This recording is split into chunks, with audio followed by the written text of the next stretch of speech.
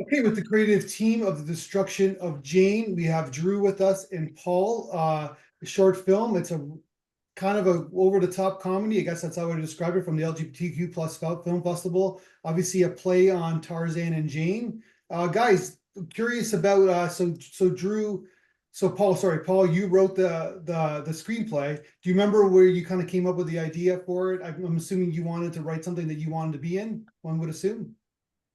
Sure, most definitely. I mean, I think most actors do, but I think it all started when I watched the film which Bo Derek starred in that her husband directed, Tarzan, Lord of the Apes, in the 80s, which was a pretty campy film at the time, though it wasn't meant to be. But in my opinion, it was screaming to be spoofed, and it sort of stuck with me for a long time, that film. And then when I happened to meet Rob Echo, who played Tarzan, who happens to have a following of playing Tarzan himself through photography on a lot of social media pages, I was like, wow, I'm finally going to marry these two things together. And I wrangled my friend Drew as a director one day on the beach and said, hey, wouldn't it be fun to direct a spoof of Tarzan and Jane with me as Jane? And it all took off from there. Gotcha. Well, guys, it's a really kind of cool film. I really enjoyed it a lot.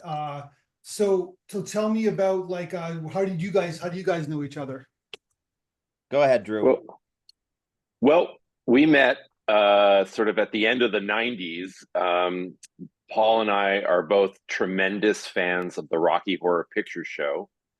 And we were lucky enough to get cast together in a European production of the Rocky Horror Show. You drop the picture when you actually do the stage production. Mhm. Paul playing Frankenfurter, and I was playing Eddie and Dr. Scott. And we just became fast friends. I mean, we met at the audition in New York City, and then we just got thrown into the deep end being in this European tour where we went everywhere: Germany, the Netherlands, Switzerland, Austria, all through Italy. And I think collectively, Paul and I probably did that show for 3 years. Because I mean, I think if you had told the 17-year-old us's that, hey, one day you're actually going to get paid to perform this material, it would have blown our minds. So it was kind of a dream come true job, and we just hit it off, Paul and I, and have remained friends ever since. So was there like this in terms of this production, like was there any like complications like in terms of you guys kind of like getting together and making this film and like because it's I'm just curious about the process of making it. Well, it was certainly, we did it during COVID. Okay. Um, and so I live in the Catskills in a little town called Claryville. And I have 12 acres of land with a creek running through it and a waterfall. And as Paul said, he pitched me the idea on the beach. We were down in Asbury Park, and Paul and I know each other so well. It doesn't take much for Paul to sell me on an idea. I understand where he comes from. We have a like-minded style that we like to do. And I was like, and as he said, he met Rob, and those things came together. I was like, well, why don't we just make my backyard the jungle, and it's COVID, and we can have this kind of protected area where everyone got tested, so we all knew we didn't have COVID. And it was a very small crew, and we stayed overnight in my house and locally at a little Airbnb, and we just spent 3 days running around, you know making this film. But that's not to say there weren't challenges to it. Like, we had one of the main scene that happens at the waterfall is not super close to the house. So we actually had to make a path through the woods, and I have an ATV, and we had to like bring all the C stands and all the equipment and all the stuff down to that location. So there were some inherent challenges of running around in the middle of the woods. But tell me Not about only the that, go oh, ahead. sorry. I was just going to say, not only that, me being in full drag, Yeah. and Rob in nothing but a loincloth, and we're in the Catskill Mountains in September, which the temperature is not very kind, and we almost froze our leading man in his loincloth with his feet in the waterfall, and it was very interesting. All of the above. Yeah, exactly. Well, yeah. So tell me about the first scene of the film. Like it's very like this guy's, this guy's there's all this film kind of aficionado like Chaplin and all these kind of like a nice banana. Tell me Yeah. about the kind of the art direction of that kind of setup, kind of like establishing this character, your character. Well, I mean, it's basically me. I mean, Okay. it is me and my love for That's the what I was film. curious And about. Yeah. Okay. yeah, exactly. And we actually shot it in my little apartment in New York City. This behind me is the set for the opening scene. Yeah. So I live it, I breathe it. And it was interesting. Drew, do you want to explain how we originally shot it and then the concept of Well, what's interesting, and this speaks to maybe that Paul and I know each other so well and we understand each other so well, that we actually had to go back and film that beginning and ending because it didn't exist and it hadn't been conceived yet. And we showed the main part of the film to people, and the first reaction we kind of got was, oh, it's really funny, like we enjoy it, but we're not quite sure why you made this. It didn't really have any context. Sure, Paul saw the Bo Derek version. I knew it from a kid as well, and I was like, yes, this is a brilliant idea, but not to a larger audience that didn't ever see that film. So we were like, you know what? We need to go back. We need to give this some context for somebody who's never seen this film. Mhm. And that's how that was born, to make the bookends of the film. And now it makes so much more sense to somebody who we just sit down in a chair and play it for them. I think it's now a more complete film, complete storytelling. So the cast of Tarzan, it's Rob Echo. Obviously, you needed somebody who like looks like him, I guess. Right? Like not many people in the world have like 2% body fat and is like as buff as this guy, right? So where did you find this gentleman?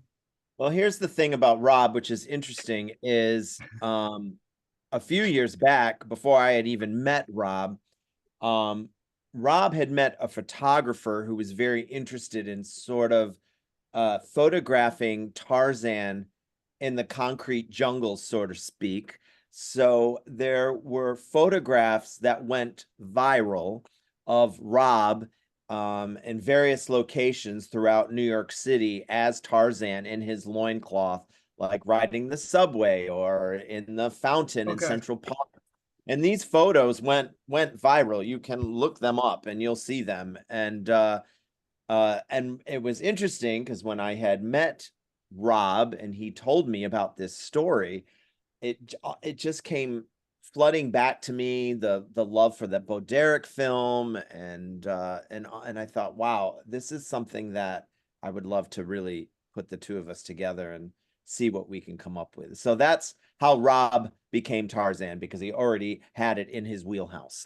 Well, you basically Google his name, which I just did, and it says Rob Echo Tarzan. That's the first thing that comes up, right? So Yes, exactly. yeah. So this film's kind of made for him then, in a lot of ways. Oh yeah, I mean, most definitely.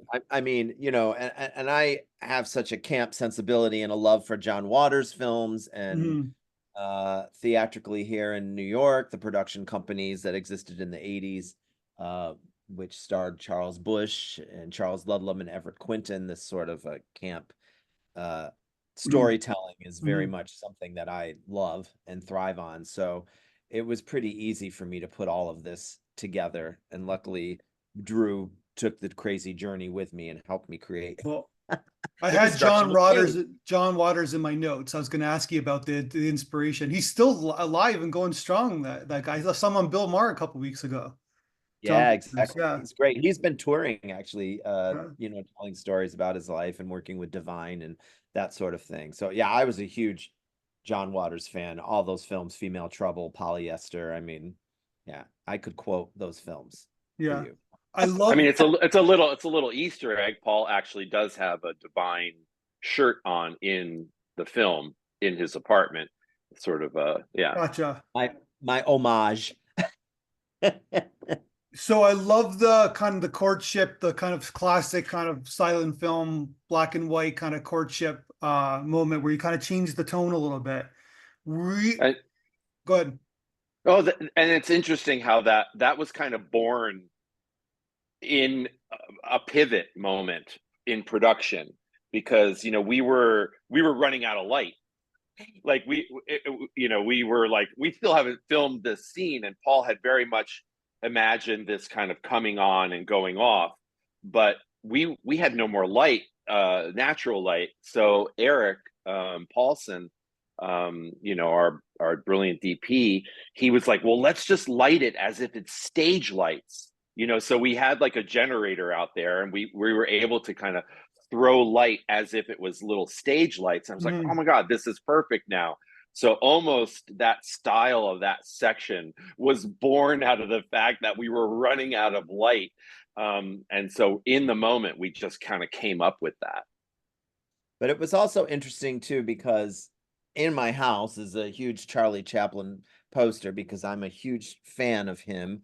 Well, you have it in the beginning of the film, right? So Yes, Yeah. exactly. to set up So, this tone, right? So yeah. yeah, so exactly. So all of it, again, it became everything that, I love and have grown to love, and being able to combine Charlie Chaplin and John Waters. It's amazing that all of this sort of came together. It all seemed right and what it should Yeah.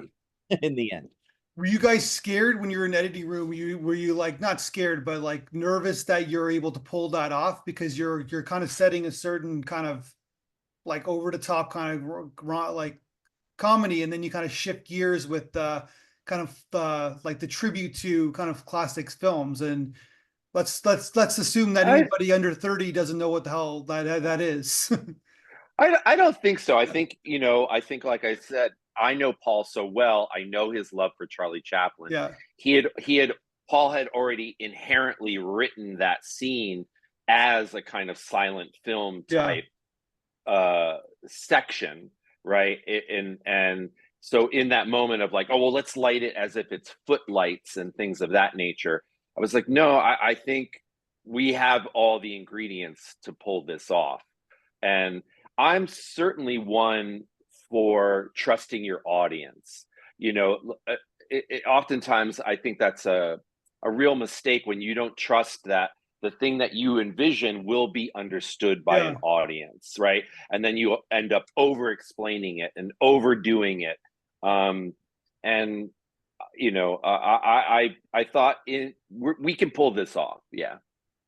I think too, I mean, I'm glad you said that, Drew, but I was terrified because I find, camp is very hard to pull off. And in terms of editing camp and making sure some of these things are landing with that camp quality, I found to be very difficult in watching Drew editing. And I remember, I don't know if you recall, Drew, I even at one point was like, this is terrifying.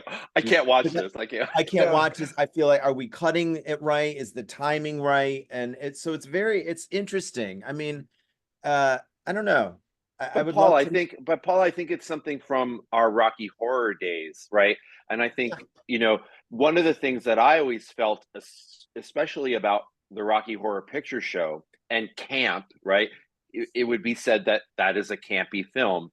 But if you watch those performances, they are some of the most committed performances on celluloid.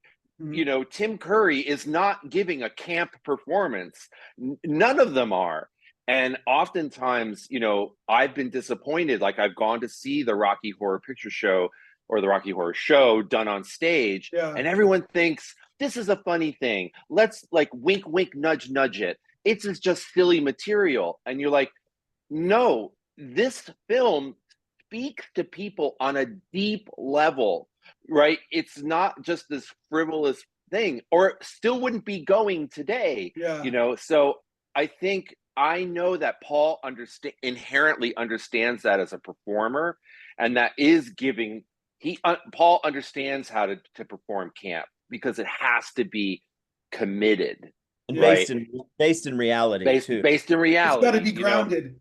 Yeah, grounded. And yeah. exactly, that was the quick way to say it. It has to be grounded. But I'm so passionate about this kind of stuff that where I sit, I see these types of films try to be executed, and they're not. Like, I think you're 100% right. And I just quote, I remember Leslie Nielsen. It's not the same thing, but Leslie Nielsen talked about doing Naked Gun, and he says, I'm acting in a drama.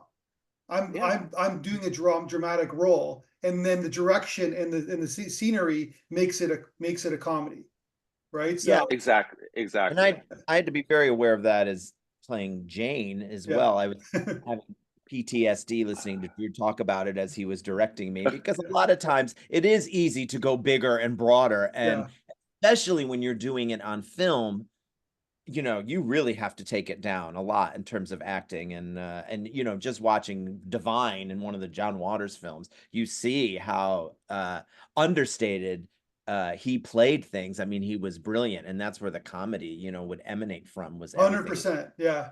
having that. And I think we did. We took a few moments, right? If you remember, Paul, we just took a few moments to watch playback, right?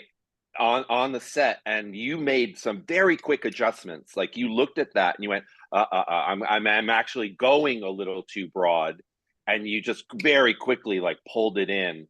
And yeah, I mean, so was that a compliment from my director? Was that a compliment? It is like it is a compliment. No, I mean, yeah, of course. But also too, you're like, sometimes what happens is that the two actors are like, they're in different movies, right? So basically, you're like, the Rob who's playing, he's Tarzan, like he is Tarzan, right? So that's why you can play off him. Like, he's not over the top Tarzan. He's some guy living in the jungle. If that makes sense. Not at all. I mean, and like props to Rob, man. Like, he was there. I mean, he just it took. I mean, he just morphed into that role like it was like nothing. Yeah. And especially when you don't have any dialogue, it was very difficult. A lot of his track, for lack of a better word, was reacting, to Jane, and that's not easy to do. So and he pulls it off in a very subtle and convincing way, like you said. So yes, kudos to him. Well, like like he's having sex with the banana. Or a blowjob with a banana, however you want to put it. And basically, it could be one hole or the other. And basically, and then he grabs the best part of the film for me is when he grabs his breast, right? So grabs her breast, I should say.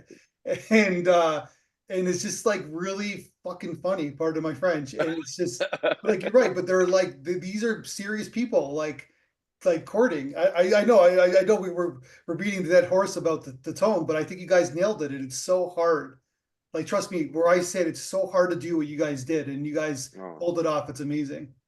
Thank you. Thank you so much. You should go revisit. I don't know if you've seen it, the Bo Derek film, but I mean, a lot of those things that we were doing are in that film. I mean, in a much more subtle way, and we just, camped it up. It's pretty amazing that all that stuff existed already on celluloid. You saying it's a comedy? That film is a comedy now? No, okay. No, not at all. Have you not seen it? I don't think I've seen it since I was like a kid. Okay, well, when we hang up, go rent it immediately. Tarzan, I wonder if it's streaming anywhere. I think it is. But it's on Amazon Prime. Oh, is it? Oh, wow. Okay. I think so. I could be wrong. And if you want to come over, I have the DVD. Yeah, I do too. Oh, okay, gotcha. Well, but thank you. I also just wanted to say it, Matt, to what your point. Thank you for the Toronto Film Festival. We actually, and saying that we nailed it, we actually don't know that because of the time that we made it in COVID, we've really never been able to be in a room with people watching the film. Like, we've shown it online, we've shown it to friends here and there, but we've never actually got that pleasure of being in the back of the theater with an audience and see if we nailed it. Yeah. Yeah, so I just wanted to say Well, thank you I for was going to that. tell you after the podcast, but we are planning of showing your film at our live in person at the Carlton Cinemas in November, if you guys are Oh, interested. So basically, I think we would love to come up and have that experience, yeah, because Yeah. we've Yes. not had that experience yeah, yet. yeah. Please Because let we us sent know. you the feedback, the audience feedback. What did you guys think of that? I mean, we just had huge smiles on our faces. It's just like, here are people we don't know who are not obligated to tell us, oh, you did a good job, Drue. You did a good job, Yeah. Paul. Like, these are strangers and they seem to really respond to it. And that's what we were going for. And in all honesty, that's our first experience of a reaction to what we made. Gotcha. So Well, yeah, it definitely needs to see that have that audience touch. So we could not hopefully, but we'll definitely do that for you. And hopefully, if you guys can come, We will, yeah.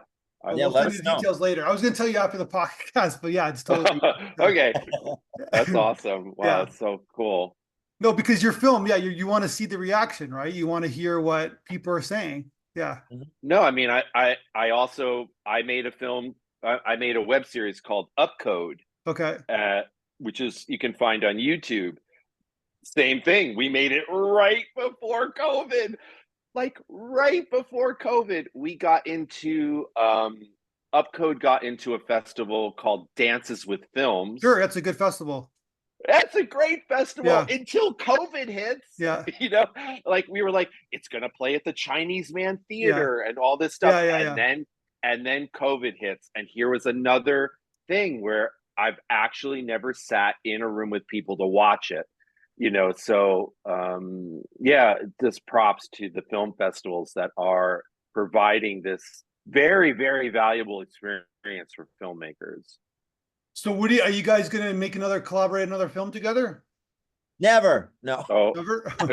I can never work with this guy again. He's very difficult. This one, you have no idea what I put up with. We're so like that you guys are able to joke about it. It tells you a lot. So yeah, Paul and I are so mind melded in a way creatively. I can tell his couple lead up lines that he starts kind of buttering me up before he like tells me the thing he wants to do. And I'm like, that's how it all started. I'm like, here it comes. Like, what's this going to be now? And then, of course, inevitably, I mean, almost immediately, I just, okay, let's just do it. So to answer your question, yeah, I'm sure we will definitely, work on something. My brain is always going nonstop. So if it's not a play, it's a film. And, my foray into writing is new for me, but I'm finding that I really enjoy it. So I would definitely like to explore that side of my creativity. is this the first thing that you wrote that's been produced? Yes. Yeah. Yes. That must be a good feeling. Oh yeah, definitely. I mean, yes, most definitely. And I appreciate the film festival. Because Drue, you mentioned that you did a web series. Like, this is like, I know in your blog interview, Paul, you said that like you're considering a sequel to this film. This could be a pretty good web series. Like, I can see it. Well, that's what's interesting is Drue and I that was my original concept, was sort of this being a 8-episode series of Tarzan moving to the concrete jungle and getting stuck in Manhattan, and Jane just uses him as makes him do an OnlyFans page so she can buy all her jewels and fancy dresses. And so it was sort of that was sort of our initial kind of concept, which we did. I mean, like, I don't know if we should mention it, but it's almost like on the Blu-ray extras. There's actually another piece that was done with Randy Rainbow, and with Mario Cantone, and we had hoped it would be a little bit of a promotional piece to promote the film, but again, just the difficulty of releasing something during COVID, we ultimately decided that this very funny thing that we made Yeah. was going to confuse the main thing more. So that's why it exists, and but we didn't really release it. But Gotcha. I also heard in terms of rights for Tarzan, it's very they don't hand out the rights in terms of what am I trying to say? His character, what's His the word? likeness, yeah. His Really, I likeness. thought there was like there's good, the statute of limitations must be coming up, right? Like, Yeah. I don't know if you guys Yeah, checked yeah. on that. Oh no, definitely. I mean, because we Yeah. camped it, it's different, and we were Yeah. not we were spoofing the Bo Derek film, which was an entirely different thing. But I Yeah. was talking taking both those characters The and trade, thrusting no, but I think of the trademark. trademark That's the word.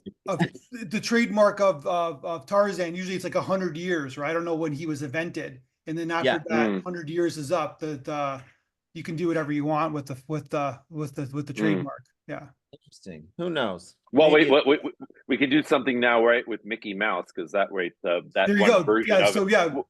that came up, and John Oliver has been running with that ever Yeah. since the day that trademark came up. Yeah. Yeah. Yeah, So yeah, someone just said because it happens all the time where like a filmmaker waits for that the finish and then yeah. they So go I for think it. I don't know Yeah, when Tarzan. I don't know. You could research. Tarzan seems to be a long ways away. Like it seems to be like a pretty long. it might be.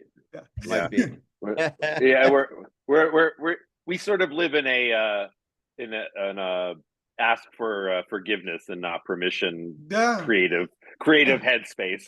Listen, no, I maybe I'll get in trouble for this, but I totally agree with that 100%. Just do it.